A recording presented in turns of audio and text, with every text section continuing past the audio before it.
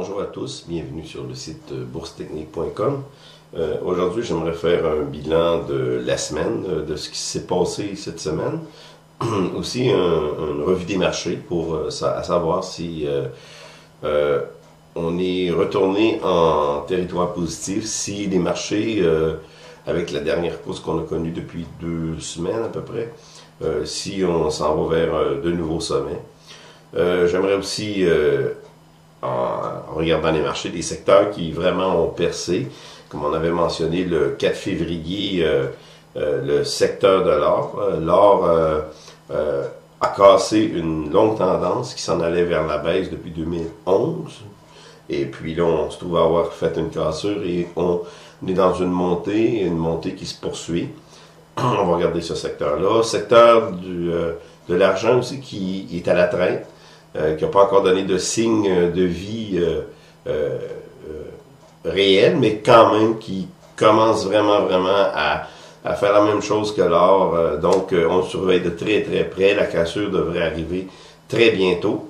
On va examiner aussi les ressources naturelles on semble voir que le creux est en train de se construire au niveau des ressources naturelles, au niveau du dollar canadien, dollar américain.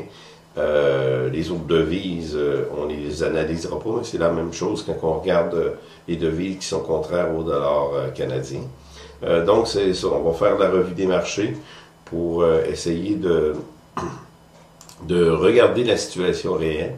Et ce qu'on a vécu, comme j'ai dit, les 2 dernières semaines, qui paraît quand même assez impressionnant en termes de montée. Si on regarde à court terme, oui, on peut être impressionnant, oui, on pourrait être tenté de réembarquer dans le marché. C'est là qu'il faut peut-être considérer de regarder les graphiques très long terme, graphiques mensuels qui nous donnent une meilleure perspective de la situation. Donc, on va analyser ça de près. On va débuter avec nos marchés. Je vais aller premièrement, on va aller voir premièrement les marchés nord-américains. On va regarder le Dow Jones industriel.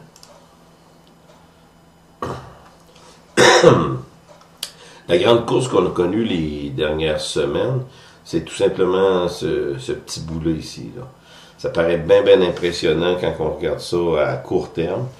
Des graphiques de jour ou même mensuels, hebdomadaires, excusez, on a quand même une perspective moins vigoureuse. Et puis, lorsqu'on regarde le graphique mensuel, il n'y a absolument rien de phénoménal. Ce que j'avais pensé, ce que j'avais dit, ce que j'avais cru, mais on n'est jamais dans la certitude en analyse technique. J'aurais cru que la descente se ferait plus rapidement. Mais ici, on se trouve à avoir une petite hausse, une petite jambe, qui est semblable à ce qu'on a connu ici en 2008. Donc, le scénario demeure le même quand même. Il ne faut pas être dans le marché, je parle dans les titres de Standard & Poor's, industriel, ainsi de suite. La prudence est de mise. Ici, on regarde très bien que la moyenne mobile, qui équivaut aux moyennes mobiles 50 et 200, sont encore à la baisse. Le RSI ici, notre tendance est encore, rien n'a été brisé, ça poursuit sa descente tout simplement vers le bas, là, comme on avait dit. Dans notre analyse, on n'a pas affaire à penser qu'il va y avoir un scénario qui pourrait changer à court terme. À long terme, c'est une autre histoire. Peut-être ça pourrait arriver ici qu'un creux se construise. Oui, si ça arrive, on sera présent. On sera présent pas nécessairement sur l'indice elle-même, mais sur des titres qui pourraient connaître un revirement. Mais au niveau du long terme, rien ne nous indique que la tendance a changé. Je regarde l'histogramme de MAC, on est encore à la baisse. Le TRIX, on est encore à la baisse. On va aller voir maintenant le transport aussi, qui a donné un assez bon rebond, qui pourrait nous faire croire que la tendance a changé. Pour l'instant, rien n'a changé. On est encore à la baisse. On est près ici quand je retrace ma ligne sur le RSI, oui, on a une petite cassure, mais c'est encore à la baisse quand même. L'histogramme de MAC, pareil. Le TRIX, pareil. Donc, on pourrait être tenté de réembarquer dans le marché, mais c'est encore trop précoce pour entrer dans le marché. Les moyennes mobiles qui équivaut aux 50 jours, 200 jours, parce que c'est pas ce que j'utilise pour les graphiques mensuels, mais c'est l'équivalent de 50, 200 jours, c'est à peu près. C'est des 7-14 périodes. Donc, ceux-là sont encore à la baisse. Il n'y a rien qui nous indique à ce niveau-là qu'on doit entrer dans le marché. On est dans un rebond important. Regardez sur le transport, mais ma tendance est toujours baissière ici. On va aller voir le Standard & Poor's, qui lui a eu un rebond assez important, assez impressionnant, mais qui encore a la même constitution que les autres indices. Donc, il n'y a vraiment rien qui m'indique qu'on est en retour à la hausse. On est prêt, par contre.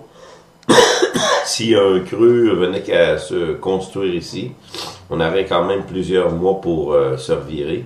Et la tendance pourrait, oui, poursuivre une montée. Je ne penserais pas. Mais comme je vous dis, je suis pas là pour prédire l'avenir, je suis là pour suivre les tendances. Mais la tendance, à long terme, me dit de ne pas être dans le marché. Même chose au niveau de l'histogramme de MAC, le TRIX, rien n'a changé. Je vais aller voir au niveau de l'Europe. Je vais prendre le CAC. Au niveau de l'Europe, c'est la même situation.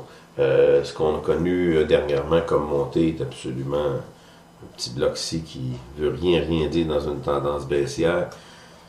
Ici, sur le RSI, la poursuite de la tendance est encore à la baisse. Sur l'histogramme de MAC, sur le TRIX. C'est ça qui est la force de prendre des tendances à long terme comme ça. Quand on connaît un changement de cap à court terme, il est assez facile de se faire piéger. Regardez ici, par exemple, là, en 2002, lorsque la tendance long terme était vers la baisse évidente, on a connu un long creux, ici tout un rebond, et puis on a eu un retour vers la normale qui était la tendance baissière. Si je suivais ma moyenne mobile sur un graphique quotidien, moyenne mobile 200 jours, la moyenne était encore à la baisse. Ici, dans mon graphique long terme qui équivaut à la 200 jours, j'étais encore à la baisse, donc je ne devais pas rentrer dans le marché. Et puis effectivement, c'est lorsque vraiment la moyenne mobile a courbé, avec ici ma tendance sur le RSI qui a changé de cap, et ici aussi l'histogramme de MAC, c'est là que le signal d'achat est venu, mais pas avant. Donc ici, il n'y a rien de ça qui s'est produit. Au contraire, on est encore en pleine descente. Il n'y a pas de changement de cap. Je vais aller voir aussi ce que je voulais vous faire remarquer, c'est le dollar canadien.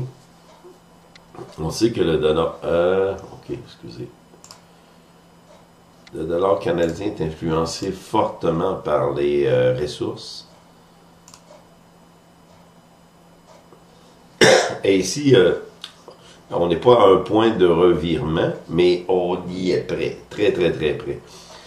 Si je regarde ici ma longue descente qui a débuté en 2012, qui correspond à peu près 2011-2012, qui correspond, il faut s'en souvenir, à peu près aux matières premières, à l'or, pétrole aussi à certains niveaux.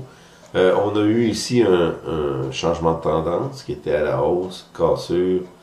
On est allé à la baisse et j'ai tracé une longue ligne de tendance sur les tops du RSI. Et ici, on est presque à la cassure. On regarde l'histogramme de MAC qui s'en va vraiment vers la hausse. On n'a pas encore le signal d'achat. Ça pourrait durer un certain temps. Faut pas penser que le revirement pourrait arriver raide. Ça pourrait arriver, mais aussi... on est patient, on regarde tout simplement, on suit la tendance. Le TRIX, c'est la même chose. Ça semble il semble se construire un revirement. Le dollar américain en contrepartie, USD ici, le dollar américain, lui, donne des signes de faiblesse.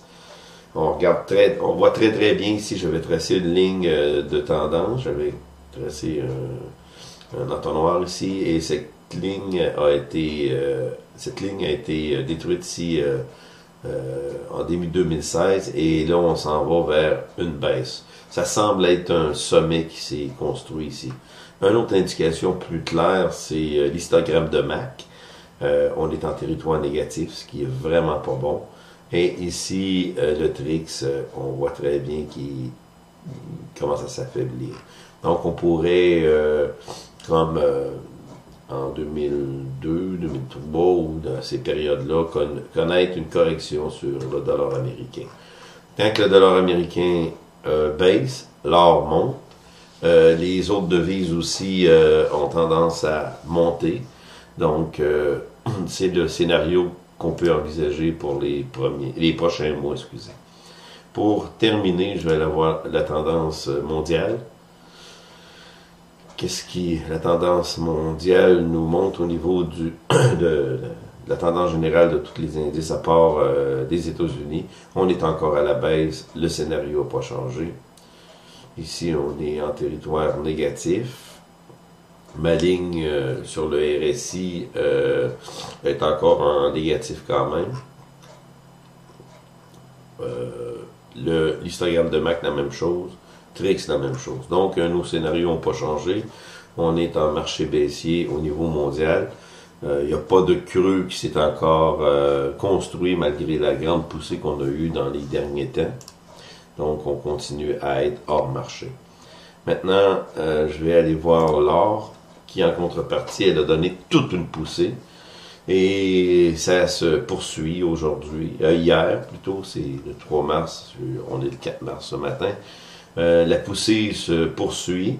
On avait donné le signal d'achat en février, le 4 février exactement, dans notre chronique. Donc ici, on a eu une cassure. La tendance se poursuit. On a une confirmation avec le RSI, l'histogramme de MAC et le TRIX qui avait tellement été aplati. On commence à voir ici un petit signe de vie. Donc, ce qu'on fait, c'est qu'on est embarqué dans le marché au niveau... on peut embarquer dans le marché, moi, ce que j'ai fait, au niveau de titres tariffaires ou du fameux GLD qui se trouve être un ETF de l'or. C'est comme si on achetait l'or directement. On va aller voir GLD. Regardez, c'est à peu près la même configuration que l'or lui-même. Donc, on est embarqué. C'est la même chose. On est en marché haussier. Une cassure longue qui a été brisée ici en début février et qui va poursuivre une course. Où est-ce que la course va nous mener? On n'a aucune idée. Il y a plusieurs spéculateurs qui disent que la course va se terminer vers les 1400 points. Il n'y a rien qui nous dit où est-ce que la course va se terminer. La chose importante, c'est d'être dans le marché. C'est ce qui compte. Je vais aller voir ABX aussi, qui lui a cassé la même chose. Longue tendance à la baisse sur le RSI. On est en territoire positif. Et ici, le TRIX, le croisement s'en vient. On est embarqué à peu près vers quand j'ai donné le signal, à peu près 10-11 $. On est rendu à 14. La montée va se poursuivre au fil de la montée de l'or. Donc, on est en montée à ce niveau-là. On aurait pu aller voir d'autres titres aussi. Le dernier, peut-être. C'est la même chose. La cassure s'est produite 4 février. Histogramme de Max Trix, on est en montée. Lorsque ici, il était à peu près à 10 $ aussi dans ces coins-là quand on a donné le signal d'entrée. On est rendu à 13 $, 13,28 $. Ok, maintenant, je voudrais vous porter attention sur les secteurs eux-mêmes. Euh, le secteur de l'or, tout ce qui est minière de l'or. Vous montrer le graphique à long terme, parce que c'est ce qu'on suit tout le temps. Oh, attends une minute, je vais aller.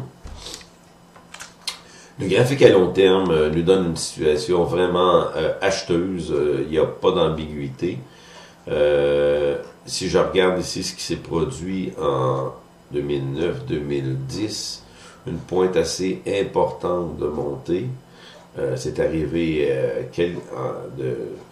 en quelques mois, puis d'une manière assez rapide. On pourrait connaître la même chose. Ici, la cassure est arrivée au début du mois. Et maintenant, on est en montée. Si je regarde tout le secteur, c'est la même chose. Tous les titres qui font partie du secteur, qui composent cet indice-ci, sont en montée. Ici, d'une manière claire, je vois que cette montée-là va se poursuivre jusqu'à un certain point où on va avoir un pic et peut-être on va connaître une montée assez fulgurante comme ce qu'on a connu en 2009-2010. OK, on va aller voir aussi un autre secteur que je surveille de très très près, qui est le petit cousin des minières. C'est le secteur de l'argent, qui est ici, les mines d'argent.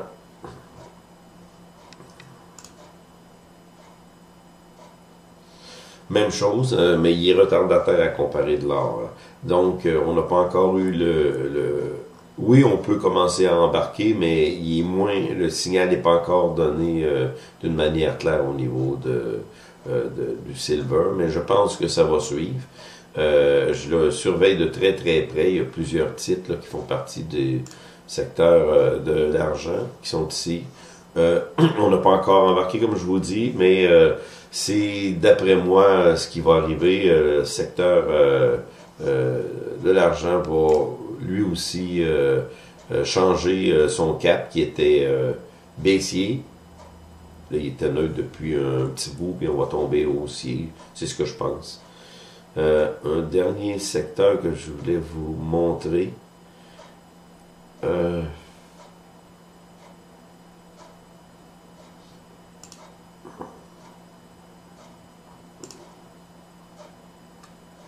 C'est les minières, dont BHP Billiton fait partie, Rio Tinto, des gros joueurs dans les mines.